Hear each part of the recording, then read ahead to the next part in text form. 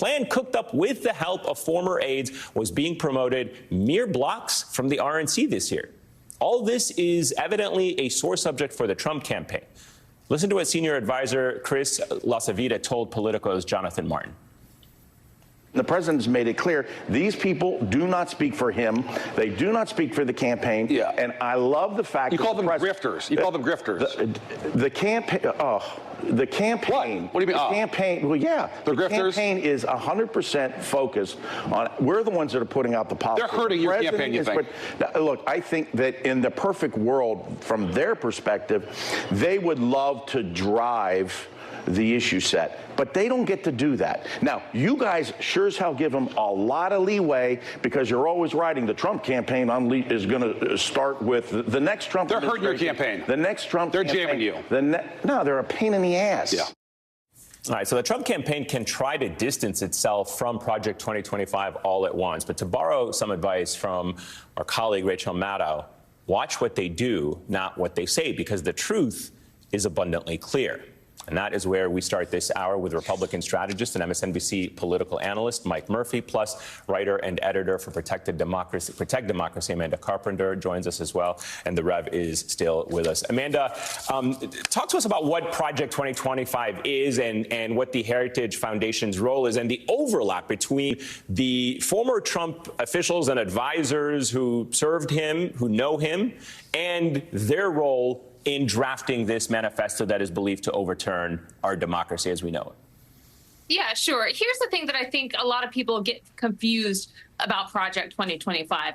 Project 2025 isn't designed to run Trump, right? What Project 2025 is the product of is the product of a lot of conservatives hearing the, sort of, I don't know how else to say it, but insane rhetoric that came out of the first Trump administration and after that, and finding a way to make it a reality. So like when Donald Trump says, I want to use the Department of Justice to target my political enemies, Project 2025 lays out the intellectual policy work to make that come true.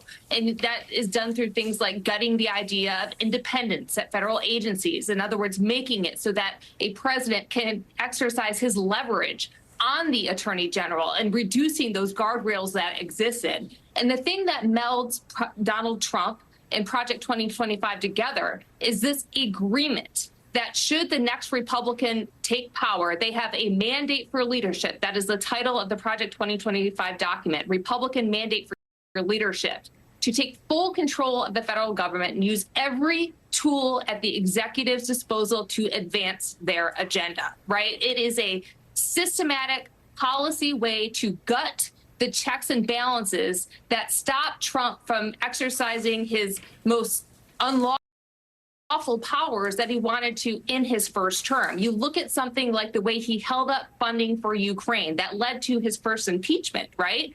So there's like this weird law at GAO that called impoundments, right? So GAO says you can't do that. It's this thing called impoundments. You're not supposed to do it. Well, what Heritage does and Project 2025 has put together is, okay, we're just going to get rid of that. We're going to make it so what was not allowed in the first Trump administration, we're going to find a way to grease the skids to do that in his second term. So there's nothing to stop him from holding up funding to exercise as leverage to advance his agenda. That is what it does. Instead of having any breaks in the system, this greases the skids so that Trump can essentially make good on his idea when he goes forth and tells reporters at the Washington Post and everyone else, I have Article 2 power to do whatever I want.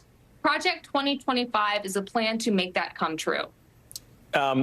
Mike, I'm pretty confident I'm willing to bet a lot on the fact that Donald Trump has not read Project 2025. He could not possibly read a document that is that long, about 600 plus pages. But he did say earlier this month online that he knew nothing about Project 2025 and that he had no idea who was behind it. First of all, do you buy that, or is this a response more in line with I hardly knew this guy strategy that he has employed before, when in reality he knows exactly what it's all about? Mike? Oh, yeah, sorry. No worries. Hiccup of technology here. No, I don't think he reads anything. I think he's vaguely aware of the thrust of it. And I think he's like, well, the people who wrote it are my people. They'll come up with something good. But no, do I think it's the absolute blueprint? No, I don't really. Campaigns are full of these kind of things. But it does show a troubling outlook. It's kind of the dream journal of a bunch of his people who he empowered to be his people. So do I actually think it'll come true if he's president? No, but I think the bad intent behind it is troubling, and parts of it could come true. But do I think he has a strong grip on the details? No, I do not. Yeah, I mean, it I seems... just want to lay a point there. What is most interesting is if I've read the whole Project 2025, I've also read in detail Agenda 47, which is Trump's very campaign platform. It's laid out in great detail on his website. And what was really interesting is that around the fall of 2022, right after he announced that he was going to run, but before he announced his campaign to run in 2023, Trump was trying really hard to convince the conservatives at places like Heritage and otherwise to stay with him, right?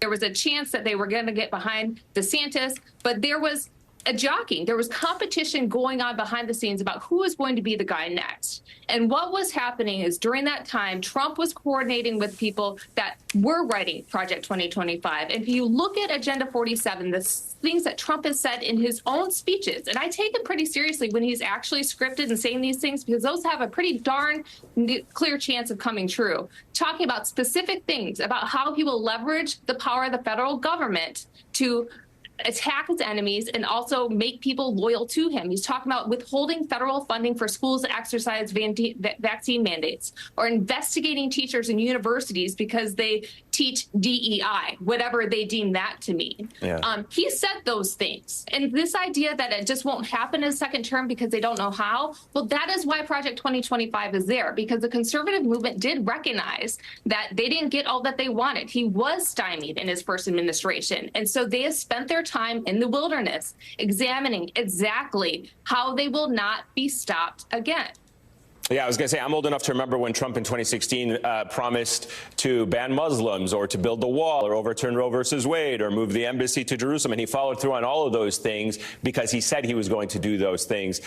So we should definitely take him at his word when he says he wants to do the things that Amanda there was talking about in Agenda 47. And Mike, Trump might not have mentioned Project 2025. President Biden, to his credit, in his response to the speech, wrote about it today, saying Trump avoided mentioning his Project 2025 agenda, but still proudly flaunted the worst of MAGA extremism. Americans know exactly where he wants to take this country. I look forward to getting back on the campaign trail next week to continue exposing the threat of Donald Trump's Project 2025 agenda while making the case for my own record and the vision that I have for America, one where we save our democracy, protect our rights and freedoms, and create opportunity for everyone. Mike, Trump may not want to be associated with Project 2025. It's obvious that the Democrats seem eager to prevent him from making that distinction and making sure he wears it wherever he goes.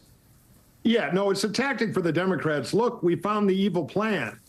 And there are plenty of evil plan capable people around Trump. The question is, how long of a leash will he give them? Because I don't think Trump ever reads, any policy plan. We know Trump is a populist, and we know he's transactional.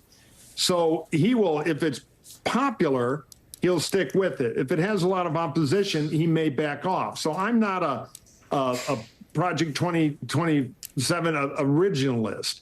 That said, the very fact that he has policy people close to him who come up with stuff like this is very, very troubling. The very fact that Trump isn't a detail guy means God knows what they will be able to get away with in a Trump administration if they're not watched.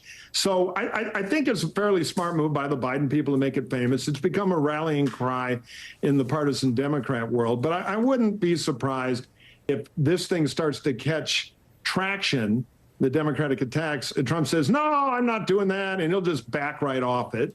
But that also doesn't mean Trump won't have the same people who came up with it in positions of power in the government. So I think the realistic take on it is a warning sign of bad intent which should be taken quite seriously.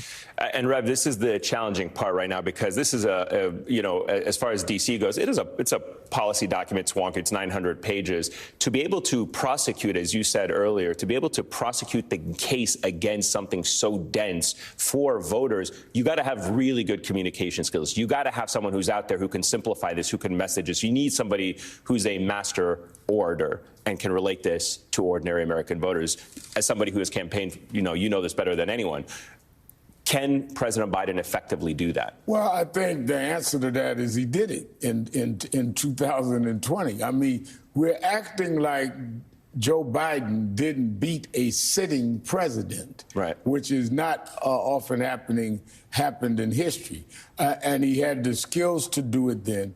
Joe Biden got more votes than any president in the history of this country. Now, second to him was Donald Trump. He was able to undo that or to overcome the massive vote that Trump had as president. Even now, with all of the fallout, with some of the Democrats saying don't run, we're looking at the poll numbers where Trump is a little ahead, but there's nowhere where I'm seeing this huge deficit that could not be picked up by President Biden once he's back out there, or by the Democratic convention. So again, whatever he decides, that's what many of us support. But let's not forget the history here. Can Joe Biden do Donald Trump? He's the only one that ever did. And Trump was president when he beat him then. Let me play for you something that Kevin Roberts of the Heritage Foundation told our colleagues when he was on this network on the weekend just last month. Watch. I suspect a lot of those people you're talking about have been in the federal service for a long time and have served not just Republican administrations, but also Democratic administrations, et cetera. They have.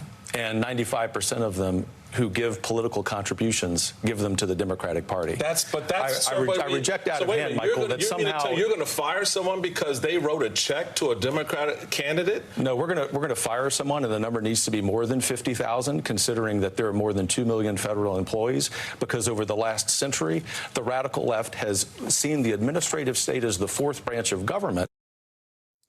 You know, your thoughts on that, I mean, what that would mean for the way the federal government functions. First of all, the idea that we do not have professional civil servants is insulting. I mean, our government functions like that from the DMV all the way up to every level. You have people who do their jobs professionally, and he wants to fire them for their political beliefs. He wants to fire them for their political beliefs. It's going to now be a political litmus test to even work for the federal government. I mean, this is unthinkable in a democratic country, in a country that is professing to be a democracy, that now you have to be a member of the ruling party. That's basically what he's saying. Exactly. Yeah. In order to work for government. And I think these are the kinds of things that we ought to be talking about rather than how old somebody is. Can you imagine that in this country? We will be to where show your Republican Party card or don't apply for a job in government. That is frightening. A scary day. Mike, you know, Project 2025 wasn't the only thing that was absent from Trump's comments, and in fact, really quite absent from all of the discussions at the convention. Gun rights, nearly non-existent. The Washington Post noted through 3 nights at the GOP convention, the word abortion didn't appear to have been uttered once on stage. And when you compare that to 2020, one night of the convention, it was mentioned 18 times. It's not because the Republicans stopped caring about abortion. It's because they know that it is now a losing issue for